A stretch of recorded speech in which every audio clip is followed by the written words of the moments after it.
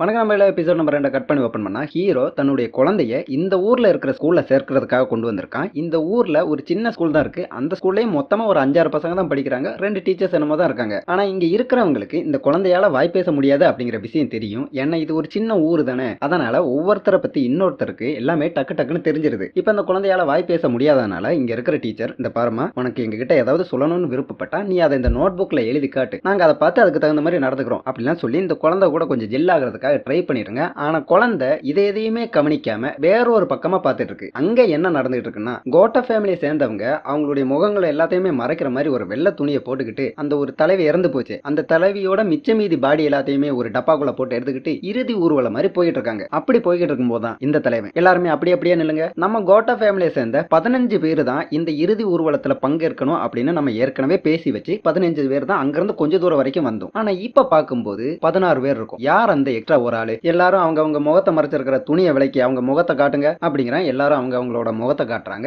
ஒரு ஆள் மட்டும், அதாவது அந்த எக்ஸ்ட்ரா இருந்த ஒரு ஆள் மட்டும் அவங்களுடைய முகத்தை விளக்காம அங்கிருந்து ஓடி தப்பிக்கிறதுக்காக ட்ரை பண்றான். ஆனா கோட்டா ஃபேமிலி மத்தவங்க எல்லாருமே குண்டு கட்டா தூக்கிட்டு வந்து, யார் நீ, உனக்கு என்ன வேணும், எங்க ஃபேமிலியோட இறுதி ஊர்வலத்துல நீ என்ன பண்ற அப்படின்னு கேள்வி மேல கேள்வி கேட்டுக்கிட்டு முகத்தை மூடி இருக்கிற அந்த துணியை விலக்கி பாக்குறாங்க. பார்த்தா அந்த காணாம போனாரே போலீஸ் ஆபீசர், அவரோட பொண்ணு தான் போன எபிசோடோட கடைசியில கூட வந்திருப்பாங்க. அவங்க தான் இப்ப இந்த இடத்துல இருக்காங்க. அவங்கள பார்த்ததுமே இந்த தலைவன், நீ இந்த ஊரை விட்டு ஓடி போய் ரொம்ப நாள் ஆச்சு, இப்ப எதுக்காக திரும்ப வந்த அப்படிங்கிறான். அதுக்கு இவங்க, நான் இந்த ஊரை விட்டு ஓடி போனதுக்கு காரணமே நீங்க தான், அதாவது உங்க கோட்டா ஃபேமிலி தான். அதனால நான் ஊரை விட்டு போனதை பத்தி பேசாத. இப்ப நான் இங்க திரும்ப வந்ததுக்கான ரீசன் என்னோட அப்பா. என் அப்பா காணாம போயிட்டாரு. அவர் எங்க போயிருக்காரு, என்ன ஆனாரு அப்படிங்கறதெல்லாம் உங்களுக்கு, அதாவது கோட்டா ஃபேமிலிக்கு நல்லாவே தெரியும். அதனால மரியாதையா சொல்லிரு, என் அப்பா எங்க, அவர் உயிரோட இருக்காரா இல்லையா அப்படிங்கிறாங்க. இதை கேட்டதுமே கோட்டா ஃபேமிலியில இருக்கிற முடி நீளமா வளர்த்திருக்கிற இவனுக்கு கோவம் வருது. அந்த கோவத்தோடவே இவங்களை ஒரு பொண்ணுன்னு கூட பார்க்காம அவங்களோட சட்டையை பிடிச்சி, இந்த பாரு தேவையில்லாம பேசக்கூடாது, உங்க அப்பன் சீட்டானா அதனால ரொம்ப கடன் ஆயிருச்சு, அந்த கடத்துக்கு பயந்து போய் ஊரை விட்டு ஓடி போயிட்டான், நாங்கெல்லாம் ரொம்ப நல்லவங்க அப்படிங்கிறான். சரியா அந்த நேரத்துக்கு இங்க நடக்கிற கூச்சல் குழப்பத்தை எல்லாம் பார்த்து கீழே இருக்கிற ஹீரோ மேலே ஏறி வந்து, இங்க என்ன நடக்குது அப்படிங்கிறான். ஹீரோ பார்த்ததுமே அந்த சட்டையை பிடிச்சிருக்கான அந்த கையை விடுறான். இந்த டைமை பயன்படுத்திக்கிட்ட அந்த பொண்ணு, நீங்க ரொம்பவும் நல்லவங்க, உங்க நல்லவங்க வண்டவாள இப்ப தெரியும்டா அப்படி சொல்லிக்கிட்டு இந்த கோட்டா ஃபேமிலி சேர்ந்தவங்க அந்த தலைவியோட மிச்ச மீதி எல்லாத்தையுமே ஒரு பெட்டிக்குள்ள போட்டு கொண்டு வந்திருக்காங்களா, அதை அப்படியே எட்டி ஒரு மிதி விடுறாங்க.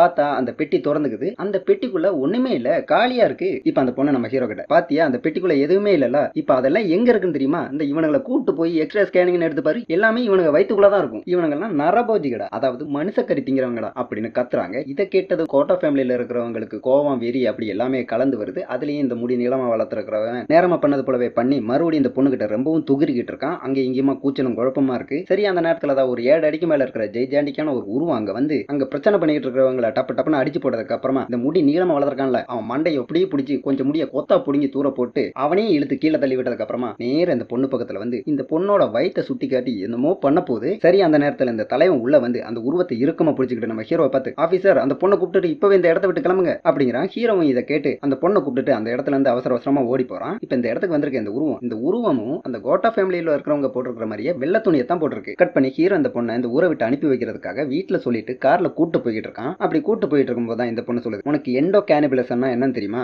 எண்டோ கேனிபிலிசம்னா இறந்து போனவங்களோட ஆன்மா சாந்தி கிடைக்கிறதுக்காக ஒரு சில வம்சத்தை சேர்ந்தவங்க பின்பற்றுகின்ற ரிச்சுவல்ஸ் தான் அது. அதாவது இறந்து போனவங்களை இவங்க சாப்பிட்டுருவாங்க. அப்படி சாப்பிடுறது மூலமா அவங்களோட ஆன்மாக்கும் சாந்தி கிடைக்கும். அது மட்டும் இல்லாம இறந்து போனவங்க தாங்கள் மூலமா தன் மூலமா வாழ்ந்துகிட்டு இருக்கிறதா இவங்க நம்புவாங்க. அதைத்தான் இந்த கோட்டா ஃபேமிலி சேர்ந்தவங்களும் பின்பற்றிக்கிட்டு இருக்காங்க. எனக்கு இவங்க மேல சந்தேகம் வர காரணம் என்னோட அப்பா தான். என் அப்பா அடிக்கடி என்கிட்ட சொல்லுவாங்க, இவங்க எல்லாம் நரபோஜிகை, இந்த ஃபேமிலியை சேர்ந்தவங்க எல்லாம் மனித கறி திம்பாங்க அப்படிலாம் சொல்லிட்டு இருந்தாரு. சொன்னது மட்டும் இல்லாம இவங்களை பத்தின உண்மைகளை நான் வெளி உலகத்துக்கு கொண்டு வந்தே தீருவேன் அப்படின்னு கங்கணம் கட்டிக்கிட்டு இருந்தாரு. அதனாலதான் என் அப்பா காணாம போனதுக்கும் இவனுங்களுக்கும் ஏதாவது லிங்க் இருக்கும் அப்படின்னு நான் முழுசா நம்புறேன். ஏன்னா எங்க அப்பா சீட்டு விளையாடவே மாட்டாரு. சொல்ல போனா அவருக்கு சீட்டு விளையாடவே தெரியாது. அவர் எப்படி சீட்டு விளையாண்டு கடனாளாகி காணாம போயிருப்பாரு. அவர் வந்து இவனுங்களை பத்தின உண்மையை தேடி கண்டுபிடிச்சிருப்பாரு. இவனுங்களுக்கு அது பொறுக்கல. இவனை உடனே எங்க அப்பாவை போட்டு தள்ளி சாப்பிட்டுட்டு இப்படி ஒரு கதை கட்டி விட்டாங்க. நான் கடைசியா என் அப்பாவை பார்க்கும்போது கூட ஒருவித பதட்டத்தோட ரொம்பவும் பயந்து நடுநடுங்கிட்டு இருந்தாரு. அப்பவும் அவர் என்கிட்ட கோட்டா ஃபேமிலி எல்லாம் தங்கி இருக்கிற அந்த வீட்டுக்கு போறதா, அந்த ஏரியாவுக்கு போறதா சொல்லிட்டு தான் அங்கிருந்தே போனாரு. நான் என் வாழ்நாள்ல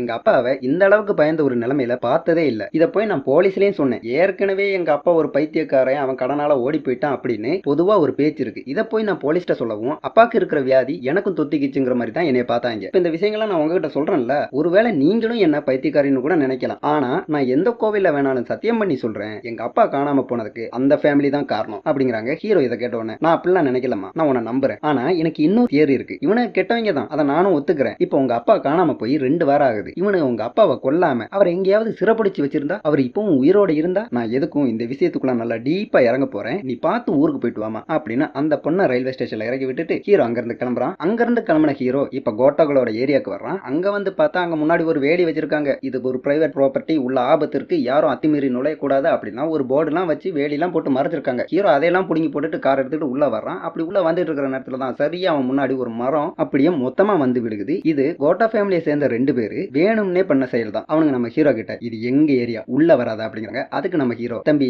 அந்த ஏரியா இந்த ஏரியா அந்த இடம் இந்த இடம் எங்கேயுமே எனக்கு பயம் கிடையாது. ஏன்னா நான் ஒரு போலீஸ் ஆபீசர், நான் எங்க வேணாலும் போகலாம். காணாம போன அந்த போலீஸ்காரரோட கேஸை நான் தான் பார்த்துட்டு இருக்கேன். அவர் கடைசியா உங்க ஏரியாவுக்கு தான் வந்திருக்காரு, உங்க வீட்டு சைடு தான் வந்திருக்காரு. அவருக்கு என்னாச்சு ஏதாச்சு அப்படிங்கறத கண்டுபிடிக்கணும்னா நானும் அங்கிருந்து தான் விசாரணை ஆரம்பிக்கணும். அதுதான் என் வேலை. என் வேலையை தடுக்கிற மாதிரி நீங்க ஏதாவது பண்ணீங்கன்னா நான் என்ன பண்ணுவேன்னு எனக்கே தெரியாது அப்படின்னு ஹீரோ சொல்றான். அதுக்கு இந்த தாடிக்காரன், உன் வேலையை ஒண்ணு நான் தடுக்கலப்பா, அதுக்கு முன்னாடி நீ இதை கொஞ்சம் பாரு அப்படின்னு சொல்லிக்கிட்டு ஃபர்ஸ்ட் எபிசோட்ல அந்த போலீஸ்காரன் கோட்டா ஃபேமிலியோட வீட்டுக்கு வந்து கொஞ்சம் கத்திருப்பான். அதையெல்லாம் கூட இவங்க வீடியோ எடுத்து வச்சிருந்தாங்களே, அந்த வீடியோவை ஹீரோவுக்கு காட்டி கொடுத்துட்டு, இவன் ஒரு பைத்தியம்டா, இவன் காணாம போனானா கடன் வாங்கிட்டு காணாம போனா, இல்லைன்னா பைத்தியத்தினால வேற எங்கிட்ட ஓடி போயிட்டான், இவனை பத்தி தேர்றதெல்லாம் சுத்த வேஸ்ட் அப்படிங்கிறான். அதுக்கு ஹீரோ, அந்த ஈர வெங்காயத்தெல்லாம் நாங்க பாத்துக்கிறோம், இப்ப நீ மரத்தை வெட்டி காருக்கு குறுக்க போட்டோம்னா நான் அந்த பக்கம் போக மாட்டேனா, எனக்கு கால் இருக்குல்ல, நான் நடந்து போய் விசாரிச்சுக்கிறேன்டா அப்படின்ட்டு அங்கிருந்து கிளம்ப பாக்குறான். உடனே இந்த தாடிக்காரன் கையில இந்த மரம் அறக்கிற மாதிரியான மிஷின் இருக்கு, அதை ஆன் பண்ணிக்கிட்டு அவன் நம்ம ஹீரோ கிட்ட வர்றான். ஹீரோவும் இதை பார்த்து ரொம்பவுமே பயப்படுறான். அவன் நம்ம ஹீரோ கிட்ட, நீ ஏன்டா ராசா நடந்து போகணும், நவரு மரத்தை வெட்டி நான் உனக்கு வழியை கிளியர் பண்ணி தரேன், நீ கார்லயே போய் தொலை அப்படின்னு கிட்ட அந்த மரத்தை வெட்டி வழியை கிளியர் பண்ணி கொடுக்குறான். நம்ம ஹீரோவும் கார் எடுத்துக்கிட்டு நேரா கோட்டா ஃபேமிலி இருக்கிற ஏரியாவுக்கு வர்றான். ஹீரோ அங்கிருந்து போகுமே இந்த தாடிக்காரன் கூட இன்னொருத்தர் இருந்தாலும் அவன் இந்த தாடிக்காரன்ட்ட, எதுக்குடா அவனை விட்ட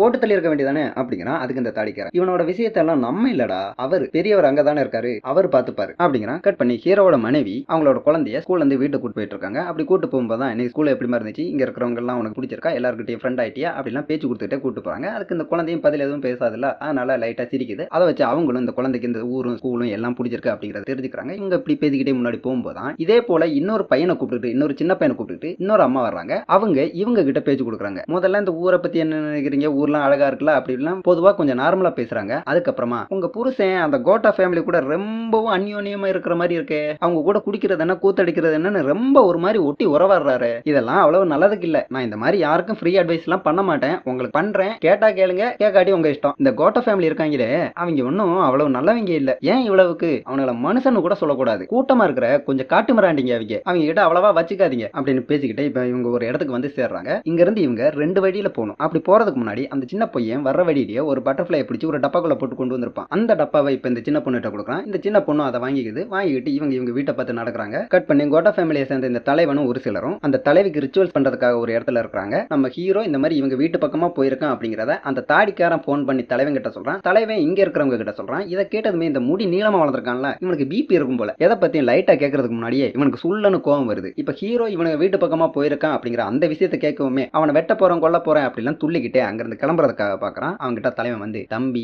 பொறுமை எருமையை விட பெருசு, எது பண்ணாலும் பிளான் பண்ணி பண்ணணும். அவன் ஒரு போலீஸ்காரன், அவனை தொடுறதுக்கு முன்னாடி நம்ம கிட்ட பக்காவான ஒரு பிளான் இருக்கணும். ஏற்கனவே ஒரு போலீஸ்காரனால நம்ம குடும்ப பேரு காத்துல பறந்துட்டு இருக்கு, இன்னொரு போலீஸ்காரனை தொட்டு அதை கம்பத்துல பறக்க விட்டுறாத, கொஞ்சம் பொறுமை, அவன் என்ன புடுங்குறான்னு பாப்போம், பார்த்துட்டு அப்புறமா அவனை வச்சு செய்யலாம் அப்படின்னு கிளிப்புள்ளைக்கு சொல்ற மாதிரி கதையா சொல்றான். இவங்க அதை எல்லாத்தையும் கேட்டதுக்கு அப்புறமா, அண்ணனுக்கு ஒரு ஊத்தாப்பம் போடா, நீ என்ன சொல்றது நாங்க என்ன கேட்கறது, நாங்க இப்பவே போய் அவனை செய்ய போறோம் அப்படின்னுட்டு அங்க இருந்து கோவமா கிளம்புறாங்க. கட் பண்ணி ஹீரோ இப்ப இந்த கோட்டா ஃபேமிலி தங்கி இருக்கிற இடத்துக்கு வந்து சேர்ந்துட்டான். வந்து சேர்ந்து ஃபர்ஸ்ட் எபிசோட்ல அந்த போலீஸ்காரர் வந்து எப்படி கதவையெல்லாம் தட்டி பேசினாரோ அந்த மாதிரியே இவனும் கதவையெல்லாம் தட்டி வெளியே வாங்க உங்ககிட்ட கொஞ்சம் பேசணும் அப்படிலாம் பேசுறான். நான் அங்க இருக்கிறவங்க அப்ப என்ன நடந்துச்சோ அதே போலதான் இப்பவும் பண்றாங்க. வெளியெல்லாம் வராம கேமரா எடுத்து வீடியோ ரெக்கார்ட் பண்ணிட்டு இருக்காங்க. சரியா அந்த நேரத்துக்கு முடி வளர்த்தவனும் அவங்க கூட கொஞ்சம் வேறும் ஒரு கேங்க அந்த இடத்துக்கு வந்து, ஆபீசர் நீ எதுக்காக இங்க வந்திருக்க, அந்த போலீஸ்காரனை நாங்க தான் கொண்டு தெரிஞ்சுக்கிறதுக்காகவா, இதை கேட்டு கேட்டு கேட்டு போர் அடிச்சு போச்சுடா, நீ என்னதான் தலையில நின்னு தண்ணி குடிச்சாலுமே சரி உன்னோட எந்த கேள்விக்குமே இங்க இருந்து யார்கிட்ட இருந்துமே ஒரு பதிலும் வராது. சோ நீ மூடிக்கிட்டு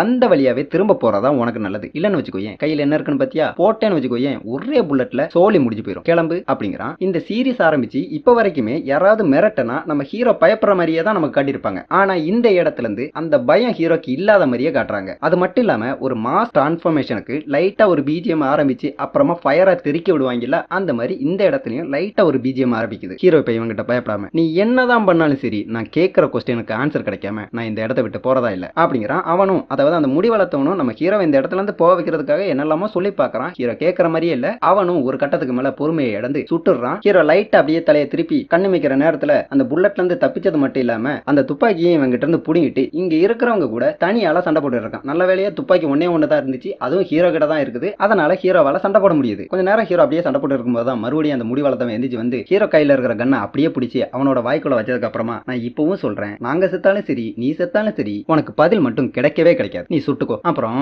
எனக்கு உன்னை பத்தியும் உனக்கு ஏன் டிரான்ஸ்பர் கிடைச்சிச்சு அப்படிங்கறது எல்லாமே எனக்கு நல்லா தெரியும். நீ ஒருத்தனை கொண்டுட்டு தான் இங்கேயே டிரான்ஸ்பர் ஆகி வந்திருக்க. அந்த நீ என்ன கொல்றதுக்கும் தயங்க மாட்டேன்னு எனக்கு நல்லாவே தெரியும் அப்படின்னு பேச்சு கொடுத்து ஹீரோவை டைவர்ட் பண்ணி ஹீரோ அசந்த நேரமா பார்த்து ஹீரோ கையில இருக்கிற கண்ணை புடுங்கிடுறான். அதுக்கப்புறமா கை கலப்புலயே கொஞ்ச நேரம் சண்டை போகுது. ஹீரோ ரொம்ப அக்ரெசிவா நடந்துக்கிறான். ஒருத்தன் வாயெல்லாம் அடி அடின்னு அடிச்சு உடச்சே விட்டான். இன்னொருத்தனை மேல இருந்து கீழே தள்ளி விட்டு கைய காலையெல்லாம் உடைச்சிடறான். அப்படி உடைச்சதுக்கு அப்புறமா இங்க இருக்கிற எல்லாரு கூடயும் தனியாளா சண்டை போட்டு எல்லாரையுமே படுக்க வச்சுட்டான். படுக்க வச்சதுக்கு அப்புறமா அந்த கண்ணை மறுபடியும் கையில எடுத்துக்கிட்டு என்ன சொம்பன்னு நினைச்சீங்களாடா, இப்ப நான் உங்க எல்லாரையுமே அள்ளி போட்டு ஸ்டேஷனுக்கு கொண்டு போவானா, அங்க வச்சு அந்த போலீஸ்காரருக்கு என்ன நடந்துச்சு அப்படிங்கறத நீங்க எல்லாரும் ஒண்ணு விடாம சொல்லுவீங்க. அதுக்கான ட்ரீட்மெண்ட்டை நான் உங்களுக்கு அங்க வச்சு தருவேன். இந்த கோட்டா ஃபேமிலியில இருக்கிறவங்களுக்கு அடிபட்டு மூக்கு வாயெல்லாம் ரத்தமா ஊத்துது. இருந்தாலும் இவனுங்க திமிர்த்தனத்துக்கு ஒரு குறையுமே இல்ல. அவனுங்க நம்ம ஹீரோ கிட்ட இந்த நாட்டோட சட்ட திட்டங்கள் எதுவுமே இந்த கிராமத்துக்குள்ள வேலையாகாது, அதுலயுமே இந்த கோட்டா ஃபேமிலி கிட்ட சுத்தமா எடுபடாது. நீ ரொம்ப பெரிய தப்பு பண்ணிட்ட, கோட்டா ஃபேமிலி மேல கை வச்சு ரொம்ப பெரிய தப்பு பண்ணிட்ட. உன்னை அவர் அந்த பெரியவர் சும்மா விட மாட்டார். உனக்கு செய்ய வேண்டியதை அவர் சிறப்பா செஞ்சு விடுவாரு. அதோட முடியாது, உன்னை மட்டும் செஞ்சதோட அவர் விட்டுற மாட்டாரு. உனக்கு என்னெல்லாம் நடக்குதோ